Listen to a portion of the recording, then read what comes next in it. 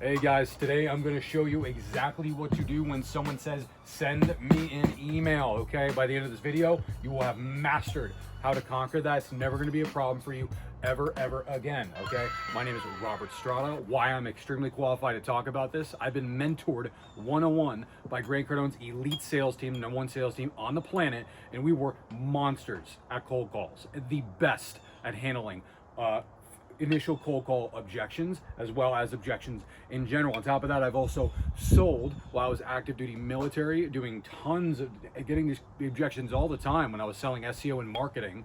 I did door to door, but you know, roofing and solar, I like to always tell people that I got shot at 9 times while I was doing solar. I can't really say send me an email, but there's a very similar objection we could go on to later. On top of that, I've also learned from pretty much about every sales trainer, bought tons and tons of $10,000 programs and done over 300,000 cold calls where they would say things like send me an email. So, and you will want to stick to the end because we're going to start with basic and then we're going to go to advanced, all right? So that's why we're going to want to stick around to the end. Jumping right into it, number 1, you need to ask yourself, when does it come up in the call?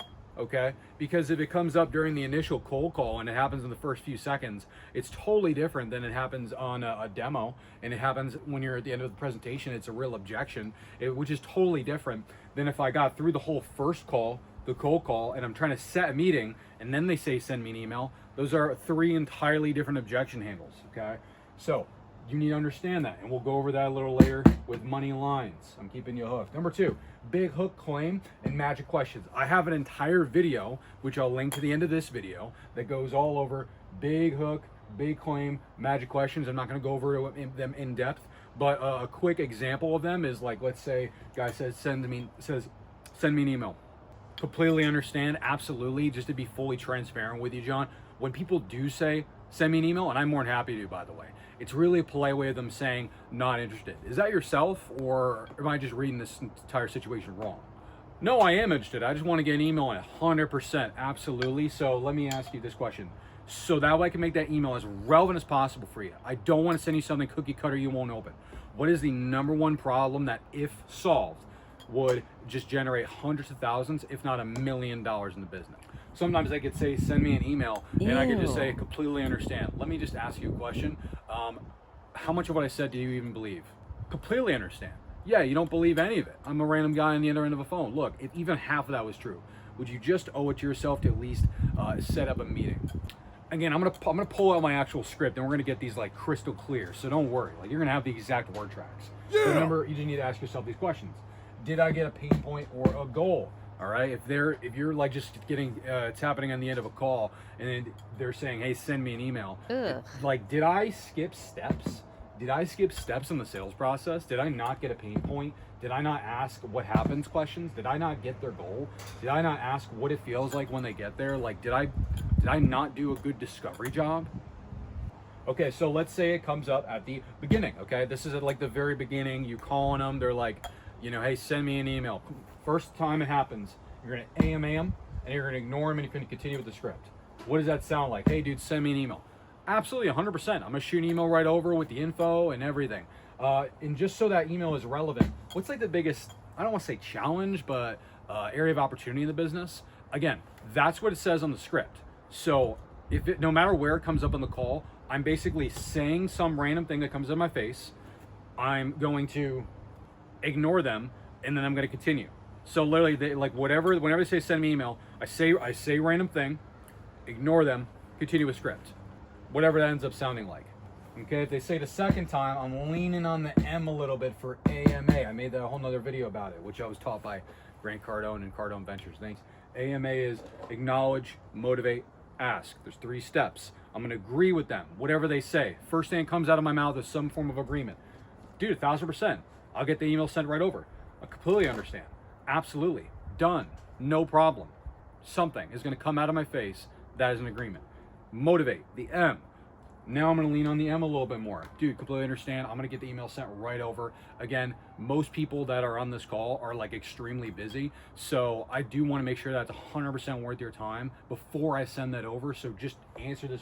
So let me ask you this. And then you got like go on to your next question. And then if they do go through it a third time, typically, you know, I'll pretty much abandon it. Like, I really won't care, to be fully transparent. I'm not gonna like bang someone over the head if they're gonna keep saying like the same thing over and over again at the beginning of a call. Maybe they're really just wanting an email and they're trying to get me off. But if you really want to, I used to lean in, which is like, hey man, look, I completely understand. But listen, it's my duty, obligation, and responsibility to make sure that you know about this and that it is relevant. You're not going to open up this email unless it is specialized. So let me ask you this question. Like, I'm going to lean in a little bit. All right. Another question you're going to ask yourself. Does this objection happen often? Am I always getting send me an email at the beginning or the end of my demos or the beginning of my cold calls? If it is, maybe you got to listen in. You got to figure out what's going on. I'm going to skip over number 9 because before we go on to number 9, you need to understand, what does it mean when they say send me an email? Like, it probably means that you have to understand the psychology behind it. Do they actually want an email? And they're not going to read your email. You got to understand that even if they did read your email, speed and urgency is everything in sales. And that means that, like, hey, I'm going to read your email and get back to you, means like you might get the sale in like 6 months. I don't want that. I don't want that, right? Or they're not going to respond at all, or it's going to be back and forth. Like, no. When they're saying send me an email, it really means, oh God, there's a salesman enter into the phone. I don't want to talk to him. What can come out of my face so that way I can get them out of my face? Number 11 is, what is my speed and my tonality? If this objection comes, look, and by the way, if it happens at the beginning of a call, it's not called an objection. It's called an RDR. It's a reactionary defense. So it's just like, it's a quick reaction. It's a guy, oh, I'm busy. You know, it's just like something that comes out of their face. It's not even a real objection. It's a reaction. Completely understand, man. I'm gonna slow down. I'm not gonna like machine gun. Like, no, you don't want to do that. You gotta like, you don't want to be a machine gun Kelly, all right? Like, hey, dude, totally understand. I'll get that email sent right over.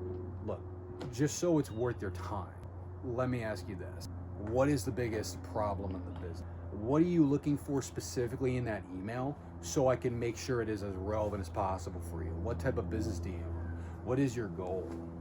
Number 12 is with objection handles. If it's at the beginning, I pretty much am always going to try to use a little bit of humor. Hey, dude, like, I'm busy. Totally understand, man. I know you're busy. I'll be in your hair quicker than shampoo, dude. Number 13 is that creativity follows commitment. All the lines I'm about to tell you are lines that I've heard created by people. I've created, our sales teams have created, people have invented. And this comes by creativity, by being committed. When you're committed, you just all of a sudden think, like, you think of stuff. So my task for you is you need to be committed so that way you can then find out lines that work for you. Figure out which, maybe my lines are not going to work for you. Maybe there's a better way you could do it. Number 14 is fake do it. Dude, like, if someone says send me an email, like, again, that's part of AMA. You're going to fake do it. Fake set a meeting. Completely understand, man. Absolutely. I'm going to send over right now. What's your email? Is it ABC123? Got it. I'm going to send it right now. Can you just check if you got it for me? Like, you could do something like that. You could actually send it or not send it. But you're kind of alleviating the tension so they don't feel like, dude, this guy's not going to let me off the phone. It's like, no, I'm following through with your request. And then I'm still not going to let you off the phone. But at least you think I'm going to let you off the phone. Okay, now for the money lines. I'm going to give you every single word track I've ever heard in my entire life that I could get access to on how to counter. Send me an email. I'm going to start with cold call, like if it's coming up at the beginning, and then we're going to go on to if they say it in a close, in a demo, all right? So just to start with the Cardone, can you send me an email, the script that we would use? Yeah, 100%, man. I'd be happy to. In fact, I want to email it over. Or better yet, I'll text it over to you right now. But we have a bunch of training here that would be able to help you out. I don't want to send anything cookie cutter. So opposed to just sending you something cookie cutter, what is the biggest like challenge in your business? And based upon that, I'll pair you up with something relevant and useful. Fair enough? Or I won't even say fair enough. I'll just ask the question, just shut up. And all the word tracks I'm going to go down, they're going to be relevant to the businesses that I worked in or where I heard them in. You could take them and you could cut out certain parts and add to it. This next one is 30 Minutes to President's Club. It's on their book. It's Cold Calling Sucks, and I'm getting it straight from there. I hope they're okay with this, but I'm giving them a huge shout out, okay? So, send me an email. You know, they'll say, thanks, send me in some information, and I'll take a look. I say, yeah, man, for sure. And honestly, I would want to digest it all too, but John, just so I don't clutter up your inbox with a bunch of junk, is there a specific question you had in mind, or you just want like a general overview kind of thing? They'll say, just a general overview. Understood. Look, I completely agree, man. I'll be completely honest. I'm also the king of this meeting should have been an email too, but I gotta say, like, most of our generic marketing stuff, it just isn't gonna be relevant to you at all. And in the first 15 minutes, you'll know if this is a fit. So would you be completely against taking a look at this thing, and if it's not a fit, then no, man, I really prefer if you just send over the information to me. Totally fine then. Well, I'm waving my white flag. I know I've taken up enough of your time here.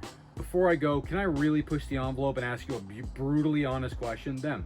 Yeah, me. Well, I appreciate you giving me this much time, John. Usually when folks tell me to send them info, they're honestly just way too nice and they really just want me to go away. Is that what's going on here, or do you actually want me to send you some information?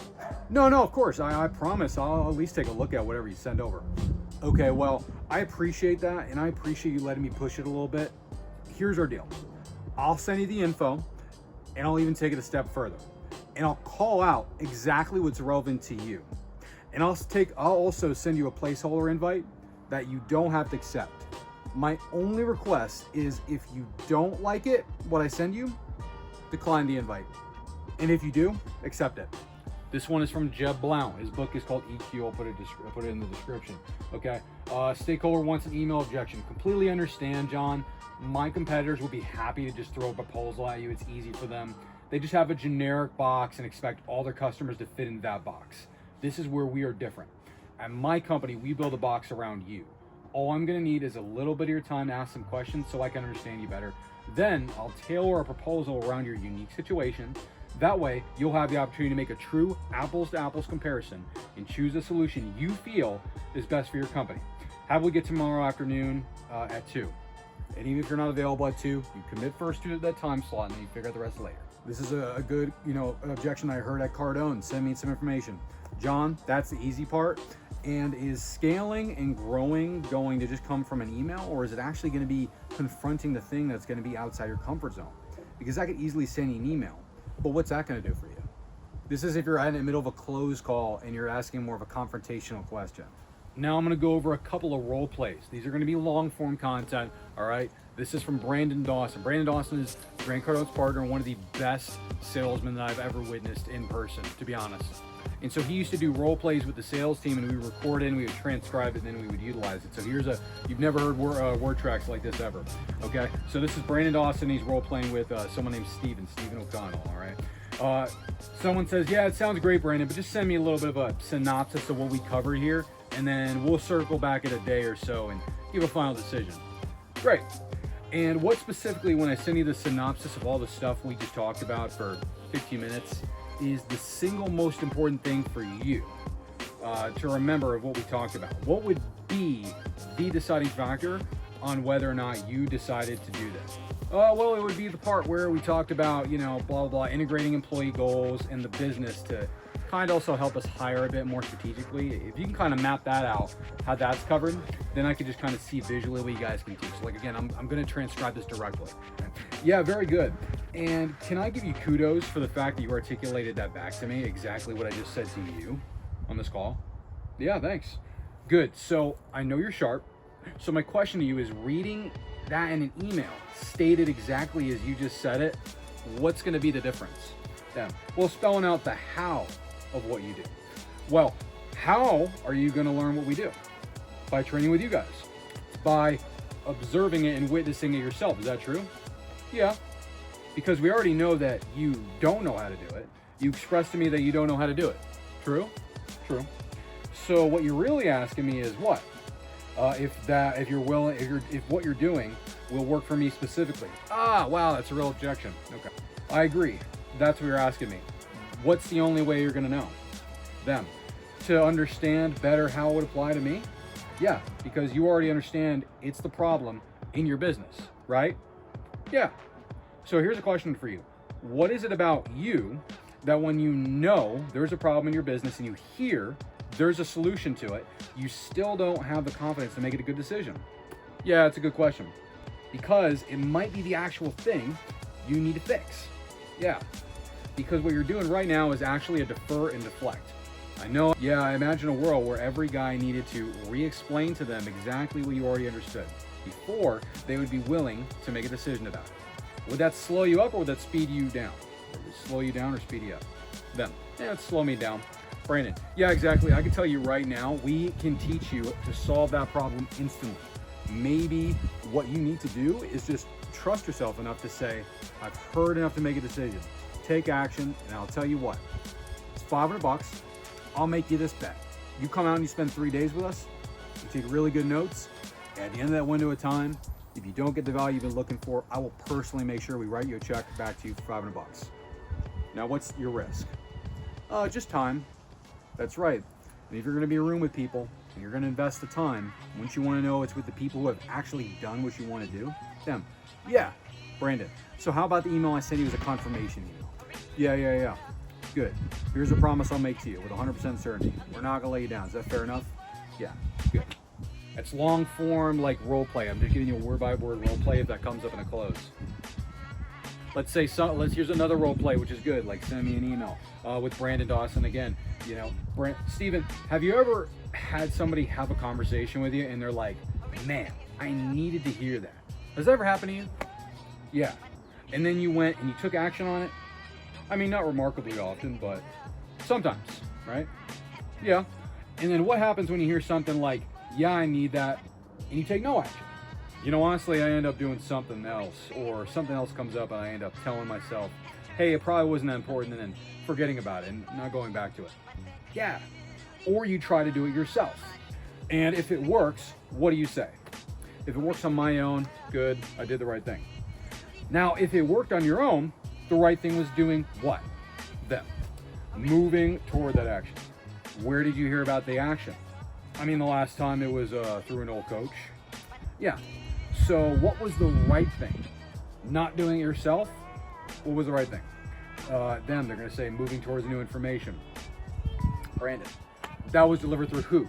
He's just asking questions. He's asking questions. This is a question-based closing. Is how we do this. That was delivered through who? The coach. So what was the right thing? Them. Moving towards the coach. To listen to the coach. The fact that you did it by yourself, you got lucky. Would you agree? Okay. Now, what if you had never talked to the coach and you never tried to do it and you didn't get the result? What would happen? More of the same nothing, I gotta say. Exactly. So the fact that you listened to someone and the fact that you got a good result by trying to do it yourself. But let me ask you something. What happens when you listen to someone, you try to do it yourself because you think better and you did it wrong and you got a bad result? Was it the coach's fault? Them. No. Whose fault was it? It was mine. So you would agree that you could get lucky and do things right, or you can be unlucky and do things wrong because you don't know how to actually do it. Yeah, that's fair. What if you could just go to a shortcut or always knowing how to do it the right way? What would happen then? I would eliminate the whole process. I would eliminate the whole cycle. And if that existed, would you want to know about it? And how would you know about that? I would come and I'd spend 3 days with you guys. So I have multiple role plays like that. I felt like it was a bit long, a bit kind of winded. If you want more, I mean, leave it in the comment. I have like tons of those where people like have good objection handles for whatever you're selling. But listen, this is a whole part of a whole objection handling series. If you found value from this video, you need to click this because you're gonna come across more than one objection in your sales career, okay? Please, thank you to all my mentors, everybody who's taught me everything I know. I'd be nothing without you. Like and subscribe, leave a comment, I'll help you out.